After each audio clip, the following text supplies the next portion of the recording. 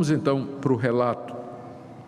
No verso 23, Marcos registra que Jesus estava atravessando em dia de sábado as searas e que os seus discípulos, ao passarem, eles colhiam espigas.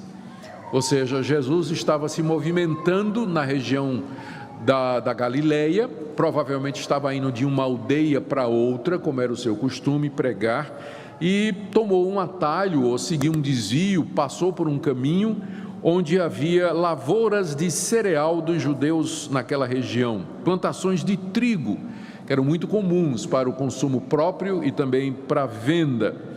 E Jesus então estava atravessando ali a plantação. E os discípulos de Jesus, à medida que eles estavam fazendo o caminho, eles estavam colhendo, quebrando as espigas de trigo, provavelmente era trigo, e então debulhavam para separar o grão da palha, e então estavam comendo. Isso significa que era mais ou menos o mês de maio ou junho, que é quando as espigas ficavam maduras na Palestina. E nem numa hora dessa Jesus estava livre do policiamento dos seus inimigos, porque ali por perto tinha escribas e fariseus que viram o que é que os discípulos de Jesus estavam fazendo. E é importante aqui notar mais dois detalhes que não estão no texto de Marcos, mas que estão no texto de Mateus. Mateus diz que eles fizeram isso porque estavam com fome. Marcos não diz isso. Mas Mateus diz que os discípulos com fome estavam colhendo as espigas e as estavam debulhando. Mateus faz isso para que o que Jesus vai dizer mais adiante, a comparação que Jesus vai fazer da atitude dos seus discípulos com a atitude de Davi, que ele vai usar como justificativa, fique mais clara. Davi vai comer os pães que não podia comer, porque estava com fome, e os discípulos de Jesus estavam colhendo espigas em dia de sábado, também porque estavam com fome. Mateus acrescenta esse detalhe da fome, e também para dar um motivo urgente deles estarem fazendo aquilo no sábado, eles estavam em necessidade, e também para mostrar que Jesus não fazia milagre em vão, porque Jesus era capaz de multiplicar pães, mas os discípulos tinham que colher espigas e comer. Jesus não desperdiçava o poder dele fazendo milagres bobos, não é? Tipo assim, os discípulos: nós estamos com fome, mestre. Não tem problema, plim, toma aí maná caindo do céu para alimentar os discípulos. Não. Apesar de que Jesus tinha poder suficiente para fazer cair pão do céu, ele se alimentava e se sustentava através dos meios ordinários: colher espiga e comer, cozinhar pão, pescar peixe, assar o peixe, comer favo de mel, todos os recursos naturais que Deus deixou, Jesus então e os seus discípulos utilizavam para satisfazer as suas necessidades. Jesus só fazia milagres quando eles eram necessários, quando eles tinham um propósito. Ele não era um curandeiro que vivia operando sinais e prodígios para demonstrar alguma coisa. Lucas acrescenta um detalhe interessante. Diz que os discípulos debulhavam as espigas com as mãos. Isso porque na lei de Moisés, lá em Deuteronômio 23, 25, dizia que era permitido ao judeu, se passasse no campo de um outro judeu, um campo de trigo, e encontrasse espigas, ele podia colher com a mão, não podia meter a foice. Não é? Porque aí significaria já roubo, não é? Você está colhendo o campo de outro. Mas se você passasse no campo de um judeu, um campo de trigo, e você colhesse com as mãos só, então aquilo era permitido, não tinha problema. Então Lucas acrescenta esse detalhe, que os discípulos estavam colhendo com as mãos o trigo, não é? Para como que diz assim, que a implicância dos fariseus era desnecessária, porque os discípulos não estavam fazendo absolutamente nada errado ao colher aquele trigo com as mãos e comer. Mas para os fariseus, que costumavam engolir o camelo e coar o mosquito, não é? Ali tinha mais uma razão para eles condenarem Jesus. O verso 24 diz que os fariseus, vendo isso, advertiram Jesus: olha, Jesus, o que é que teus discípulos estão fazendo? Por que eles fazem o que não é permitido fazer no sábado? Por que eles fazem isso que não é lícito fazer? A acusação agora era que Jesus estava quebrando o quarto mandamento. Quarto mandamento, nós encontramos lá em Êxodo capítulo 20, a partir do verso 8, diz o seguinte: lembra-te do dia de sábado para o santificar. 6 dias trabalharás e farás toda a tua obra, mas o 7º dia é o sábado do Senhor teu Deus. Não farás nenhum trabalho, nem tu, nem teu filho, nem tua filha, nem o teu servo, nem a tua serva, nem o teu animal, nem o forasteiro das tuas portas para dentro. Porque em 6 dias fez o Senhor os céus, a terra, o mar e tudo o que neles há, e ao 7º dia descansou. Por isso o Senhor abençoou o dia de sábado e o santificou. De fato, o quarto mandamento proibia trabalhar no dia 7º. O judeu devia trabalhar 6 dias e descansar no 7º dia. Os fariseus então acusaram Jesus de estar quebrando ou permitindo que os seus discípulos quebrassem aquele mandamento. Os fariseus tinham elaborado uma lista de 39 tipos de trabalho que quebravam o sábado. E colher espigas era o número 3. Colher espigas era o número 3. A pergunta é: como é que a gente quebra? O que é que eu posso fazer no sábado? Porque é muito geral o mandamento, né? Não farás nenhum trabalho. Cozinhar no sábado era pecado? É trabalho cozinhar no sábado? E caminhar no sábado é pecado?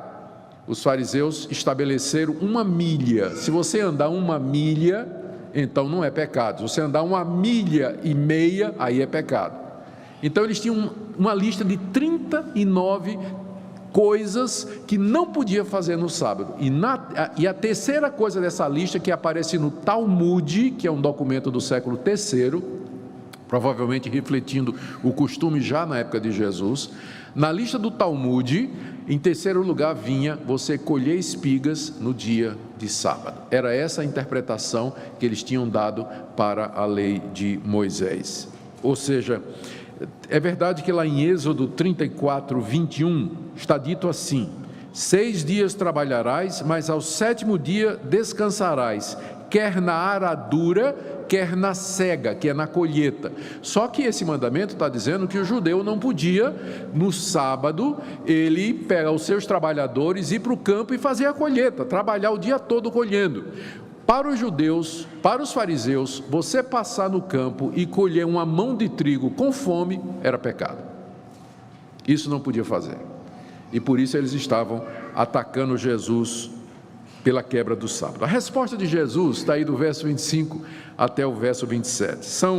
A resposta tem 2 partes. Primeiro, Jesus se justifica, apelando para um exemplo do Antigo Testamento. E segundo, ele estabelece 2 conclusões.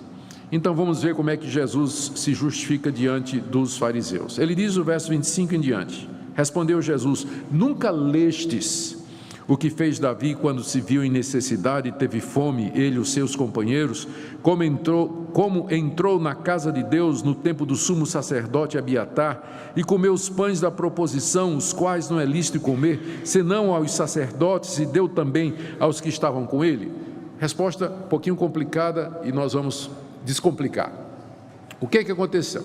Na lei de Moisés havia a determinação de que no primeiro dia da semana havia determinação de que o judeu, logo de manhã cedo, os sacerdotes, eles preparavam 12 pães que simbolizavam as 12 tribos de Israel, com uma receita especial. Está lá no livro de Levítico. Os sacerdotes preparavam aquele pão, e aquele pão era chamado pão da proposição ou pão da presença, que indicava a presença de Deus com o seu povo. E aqueles pães eram arrumadinhos dentro lá do tabernáculo, em frente ao altar. 12 pães. Eles eram feitos de manhã e eram trocados no fim do dia. No dia seguinte, então, é a mesma coisa. E quando chegava no fim da semana, os sacerdotes podiam comer aquele pão. Só o sacerdote podia comer o pão da proposição. Era proibido a qualquer outro judeu tocar aquele pão e comer. Então essa era a lei.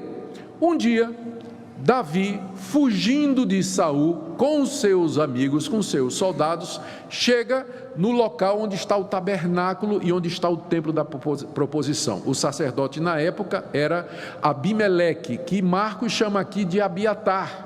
é porque o pai era Abimeleque e o filho era Abiatar, e os dois são no Antigo Testamento às vezes chamados um pelo nome do outro, né? Há um probleminha aqui com o nome, mas o nome não interessa. O sumo sacerdote estava lá, chega Davi. O sumo sacerdote: o que é que você está fazendo aqui? Você está vindo em paz? Porque Davi era conhecido por ser o homem de guerra de Saul, não é? O que é que você veio fazer aqui?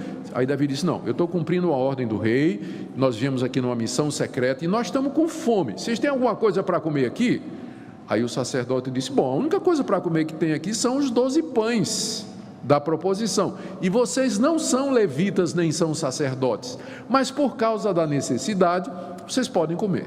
Então Davi, porque estava com fome, com seus homens, ele comeu daqueles pães que a lei dizia que não podia comer e que era somente para o sacerdote.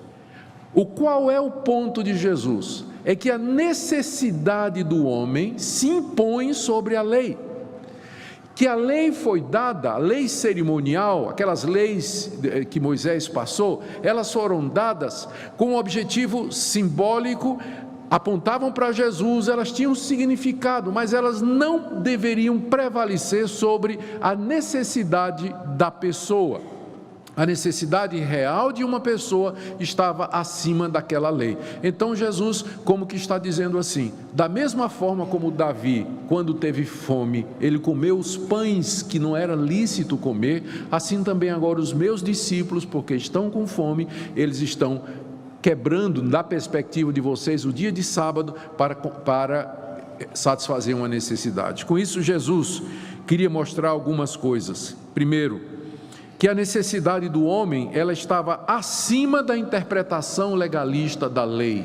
Segundo, que os fariseus eram legalistas e não tinham misericórdia, que era a coisa que Deus mais queria. E no Evangelho de Mateus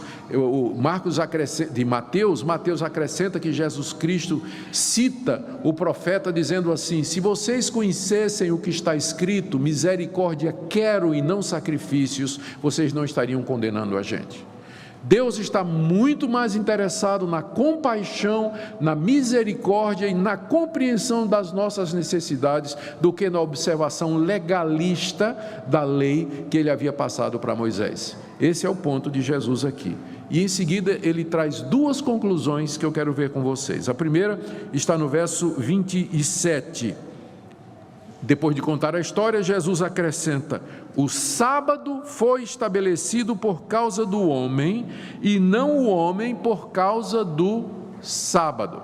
Aqui nós temos um ponto extremamente importante. Veja só, ao comparar a situação dele, Jesus, e dos discípulos, colhendo espigas em dia de sábado, contrariando o quarto mandamento, não trabalharás no dia de sábado, Jesus estava dizendo que o quarto mandamento, ele estava no mesmo nível daquela lei que proibia as pessoas comerem os pães que eram destinados aos sacerdotes, que a gente chama de lei civil, ou que a gente chama de lei cerimonial. Isso é importante porque o sábado é o único dos 10 mandamentos que tem um aspecto sacerdotal, simbólico, e que é diferente dos demais mandamentos, que são absolutamente imutáveis, não podem ser alterados, mas o sábado, por essa própria citação de Jesus, é quase que encaixado na lei cerimonial, é alguma coisa do mesmo nível da lei que proibia comer os pães da proposição. Eu digo isso porque às vezes os que guardam o sábado, eles vêm com o seguinte argumento: ora, Deus não deu 10 mandamentos? Por que vocês não guardam os 10 mandamentos? Vocês guardam 9, mas vocês não guardam, lembra-te do dia de sábado, vocês guardam domingo. Então nós somos acusados de quebrar um dos 10 mandamentos, que é exatamente esse mandamento de não trabalhar no sábado. Só que esse é o único mandamento dos 10 que tem um aspecto cerimonial, típico. Veja como Jesus o equivale à lei de não poder comer aqueles pães que certamente era uma lei que não é uma lei moral, era uma lei cerimonial válida para aquela época, não é? Ou seja, o quarto mandamento, ele tem uma categoria especial entre os 10. Esse é o primeiro ponto. Segundo, Jesus, ao dizer que o sábado foi estabelecido por causa do homem e não o homem por causa do sábado, ele estava aqui colocando invertendo a maneira como os fariseus viam. Para os fariseus, a guarda do sábado era mais importante do que a pessoa. Jesus aqui lembra a ordem da criação. Todos nós lembramos a sequência da criação. No sexto dia, Deus criou o homem.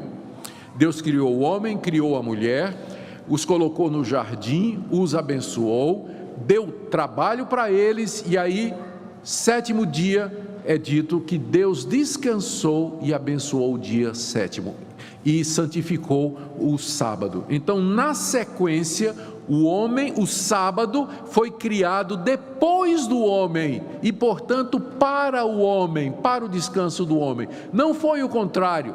Deus não estabeleceu primeiro o dia de sábado e depois criou o homem e disse: você vai viver para guardar esse dia. Não, o sábado foi feito para o homem, para que o homem descanse naquele dia e não o contrário. O homem não foi feito por conta do sábado. Com isso, Jesus reverte as prioridades daquela região legalista. Segunda conclusão de Jesus está no final da passagem, o verso 28, Jesus diz: de sorte, consequentemente, em conclusão, o Filho do Homem é Senhor também do sábado. Filho do homem era uma expressão que Jesus usava para si mesmo. Ninguém se refere a Jesus como filho do homem, só ele se refere a si mesmo dessa maneira. E com isso, essa expressão, filho do homem, Jesus remete a Daniel, livro do profeta Daniel, na visão que o profeta Daniel tem de Deus sentado no trono e o filho do homem se chegando a ele, e Deus dando ao filho do homem toda a autoridade sobre os reinos desse mundo, todo o poder no céu e na terra. O Filho do Homem, portanto, na escatologia judaica, era o Messias, era aquele que haveria de ser o Senhor e o Salvador do mundo. E ao usar esse título para si, Jesus está implicando, primeiro, a sua divindade e também a sua perfeita humanidade. Como Filho do Homem, ele é o representante maior da humanidade, é o homem perfeito, aquele em quem nós estamos incluídos, aquele em quem nós somos salvos e somos redimidos. E como tal, como o representante máximo da humanidade, e já que o sábado foi feito para o homem, a conclusão de Jesus é que ele é Senhor também do sábado, ou seja, ele está acima não somente de todas as coisas, mas inclusive do sábado, que os judeus consideravam como sendo dos mandamentos o mais importante. Isso significa que Jesus podia autorizar a guarda do sábado do jeito que ele achava que devia ser, e que, portanto, os discípulos dele, ao colherem espigas e comerem no sábado, não estavam quebrando absolutamente nada, porque eles estavam fazendo aquilo debaixo da autoridade, da proteção e da cobertura daquele que é o Filho do Homem, o Senhor do sábado. Gente, o que nós podemos aprender dessa passagem tão cheia de citação do Antigo Testamento, e a perspectiva judaica parece que é uma briga religiosa que não tem importância? Ao contrário, aqui nós encontramos pontos muito importantes. O primeiro deles, sem dúvida, é que o nosso Senhor, que Jesus Cristo é o nosso Salvador, Ele é o Filho do homem, Ele é plenamente Deus, Ele é plenamente homem, Ele é o representante perfeito da humanidade, e como tal, Ele está acima da lei de Moisés e da interpretação dela dada pelos fariseus, sendo Ele inclusive o Senhor do sábado. Por isso que nós não dizemos que nós não estamos mais debaixo do regime da lei, porque aquele que está acima da lei e que é Senhor da lei já veio, Jesus de Nazaré. Ele cumpriu a lei, Ele a ratificou, e como servos e discípulos dele, nós estamos também nele. O mandamento da lei, o requerimento da lei se cumpre em nós. Segunda coisa que é importante aqui, e eu queria que ficasse claro para nós, que todos esses debates que Jesus tinha com os fariseus, ele ganhava apelando para a Bíblia. Vocês nunca leram? Vocês são mestres da lei, vocês têm as escrituras, vocês nunca leram, vocês não lembram o que é que Davi fez quando teve fome? Como a necessidade dele era maior do que a lei cerimonial? Jesus sempre estava apelando para as Escrituras para vencer os debates com os fariseus ou justificar as suas ações, o que nos ensina alguma coisa muito importante, não é verdade?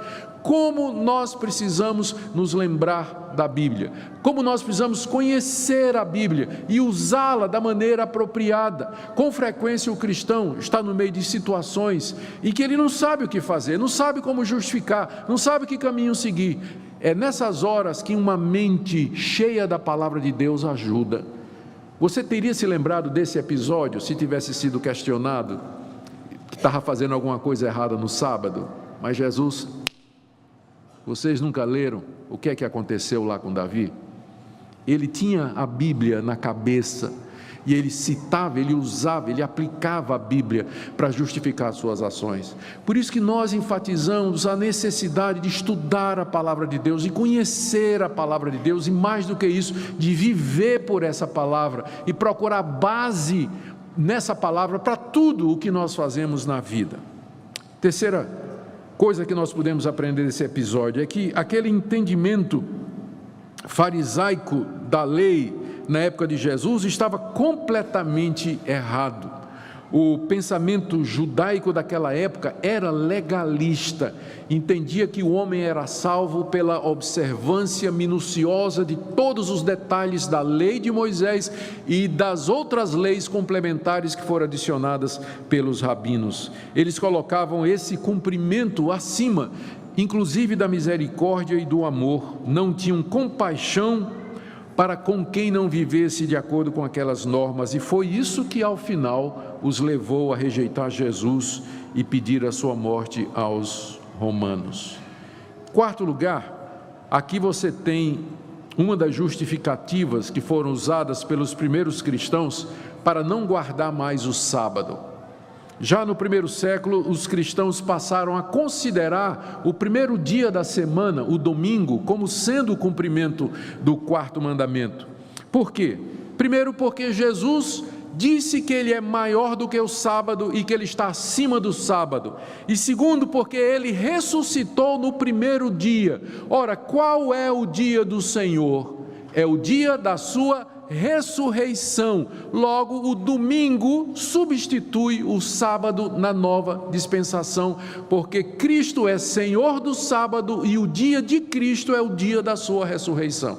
Então, já no primeiro século, os cristãos observavam o dia de domingo como sendo a observância correta do sábado. Nós não entendemos que estamos quebrando o quarto mandamento quando a gente descansa e observa o domingo. Nós entendemos que nós estamos dando real cumprimento do sábado. O sábado apontava para a ressurreição de Jesus. É o descanso do Senhor Jesus, no qual nós encontramos o descanso eterno também. Por isso que os apóstolos, desde cedo, nos seus livros, eles olhavam para o sábado como sendo coisa passada. Por exemplo, em Gálatas capítulo 4, verso 10, Paulo escreve para os moradores daquela região que eram crentes, dizendo assim, vocês estão guardando dias e sábados como se isso fosse alguma coisa que Deus requeresse? E Paulo está dizendo, Deus não requer mais isso. Ou então em Colossenses capítulo 2, verso 16, quando Paulo se refere claramente ao sábado como tendo sido sombra, um tipo, uma figura de Cristo e da sua obra redentora.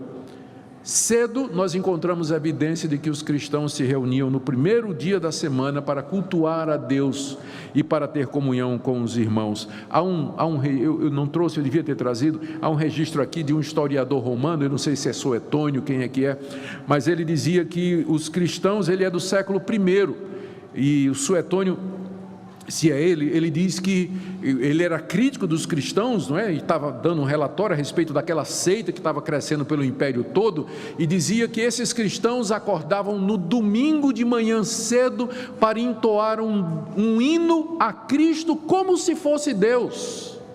Já no primeiro século, os historiadores romanos já registram que os cristãos acordavam cedo no domingo e se reuniam para cantar louvores a Cristo como se fosse um Deus. Isso é a visão do pagão escrevendo a respeito do cristianismo, mas mostra que já no primeiro século os cristãos se reuniam ali no primeiro dia da semana para celebrar o dia do Senhor.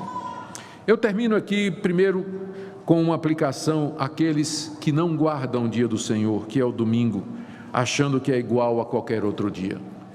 Eu queria que ficasse claro para você que Jesus Cristo, ele não aboliu o quarto mandamento, ele apenas ensinou a maneira certa de nós observarmos. Ainda é a vontade de Deus que nós trabalhemos 6 dias e que nós descansemos no dia do Senhor. Isso é tão verdade para nós como é: não matarás, não adulterarás, não dirás falso testemunho, honra teu pai e tua mãe, não terás outros deuses diante de mim. Para muitos cristãos hoje, domingo é um dia como outro qualquer. Eles fazem tudo no domingo, menos aquilo que a Bíblia diz. É um dia de descanso, é um dia de repouso, é um dia de estar com os irmãos, é um dia de crescer espiritualmente, é um dia diferente dos outros e deveria ser a marca dos cristãos. Eu sei que há exceções, eu sei que há determinados tipos de trabalho que exigem que o cristão trabalhe no sábado. Algumas profissões exigem isso, mas a partir do que Jesus está dizendo aqui, nós entendemos que nós devemos guardar o dia do Senhor, à exceção das obras de necessidade, como os discípulos fizeram. Então, se no dia do Senhor, que é hoje, você tiver uma obra de necessidade, alguma coisa que você tem que fazer, que é importante fazer, que é necessária para a sua vida, pode fazer à vontade, como os discípulos que quebraram espigas no sábado, como Davi que comeu o pão da proposição. A confissão de fé da nossa igreja, que é adotada pelos pastores, presbíteros, diáconos e pelos membros da igreja, ela diz que no dia do Senhor nós devemos descansar de todos os nossos afazeres dos demais dias, à exceção de obras de necessidade e obras de misericórdia. Por exemplo, você pode muito bem aproveitar o dia do domingo para fazer visita no hospital, ir para o orfanato, ajudar uma pessoa necessitada. Isso não é considerado trabalho, porque é uma obra de misericórdia e de compaixão. Se você tiver necessidade de trabalhar por conta da sua profissão, é obrigatório, a escala cai naquele dia, você é policial, você é médico, você é isso, aquilo, qualquer uma dessas profissões é uma obra de necessidade, está dentro do seu trabalho, você está fazendo isso porque não tem opção. Nós não temos a observação legalista do dia do Senhor, mas uma coisa é certa, não é um dia como outro qualquer. Jesus não aboliu o sábado, ele apenas disse de que maneira o sábado deveria ser guardado. E nesse dia nós devíamos descansar, usar os meios para crescer espiritualmente, louvar e adorar o nosso Deus, participar dos cultos, praticar as disciplinas espirituais e fazer o que o nosso Mestre mandou. Que Ele nos ajude a fazer isso, porque como nós dissemos, isso faz parte da vontade de Deus para nós, tanto quanto não matarás. Que Ele nos ajude, então, a cumprir a sua vontade. Oremos. Desde a criação, Deus estabeleceu um padrão ao descansar no 7º dia.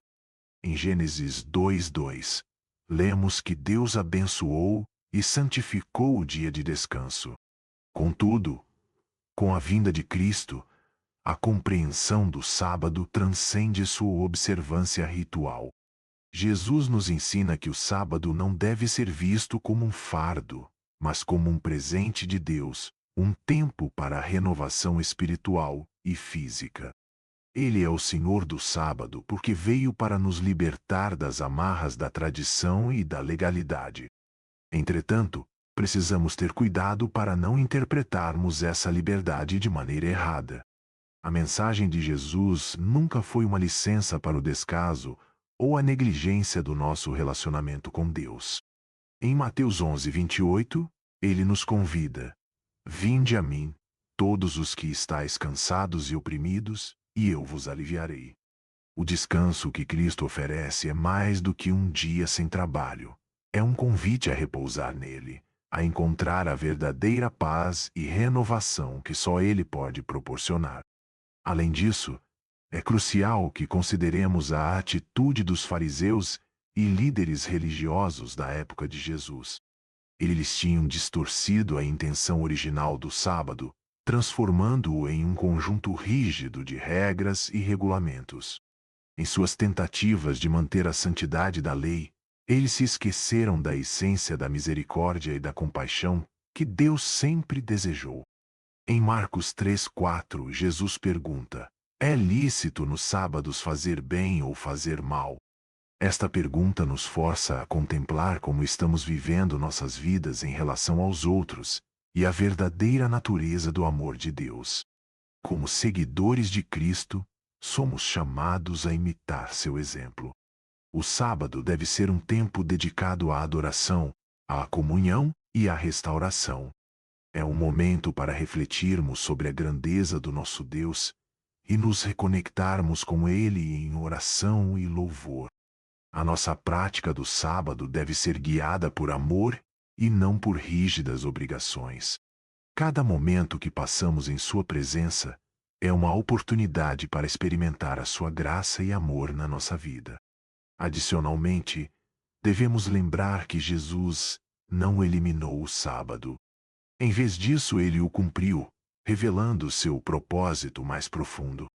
Em Colossenses 2,16, Paulo escreve que os dias de descanso e as festividades eram sombras das coisas que haviam de vir, e a substância é Cristo. Isso nos leva a entender que, ao celebrarmos um dia de descanso, não estamos apenas seguindo uma tradição, mas estamos vivendo na realidade do que Jesus fez por nós. Ele é o nosso verdadeiro descanso, e encontrá-lo é encontrar satisfação definitiva. Por fim, enquanto meditamos sobre Jesus, o Senhor do sábado, somos chamados a vivê-lo diariamente. Nossa vida cristã deve ser marcada por um descanso que transcende as preocupações e ansiedades do mundo. Em Filipenses 4:6, somos exortados a não andarmos ansiosos por coisa alguma, mas a apresentarmos nossas petições a Deus, e a paz que excede todo entendimento guardará nossos corações e mentes em Cristo Jesus. Portanto, que possamos entrar nesse descanso espiritual todos os dias, permitindo que Jesus seja o Senhor de nossas vidas, não apenas no sábado, mas em cada aspecto da nossa existência.